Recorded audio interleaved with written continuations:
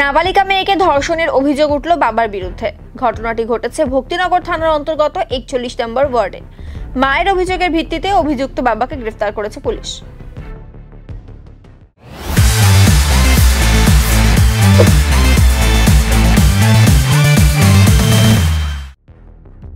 নাবালিকার মায়ের অভিযোগ, বেশ কিছুদিন ধরে স্বামীর অত্যাচারে অতিষ্ঠ হয়ে নাবালিকা মেয়েকে নিয়ে বাবার বাড়িতে চলে গিয়েছিলেন তিনি।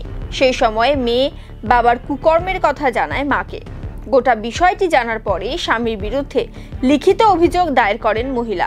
সেই অভিযোগের ভিত্তিতে গতকাল রাতে অভিযুক্ত বাবাকে গ্রেফতার করে ভক্তিনগর থানার পুলিশ। ধৃতের বিরুদ্ধে পক্সো অ্যাক্টের আওতায় মামলা দায়ের করে আজ তাকে জলপাইগুড়ি আদালতে পাঠানো হয়েছে। গোটা ঘটনার তদন্তে পুলিশ।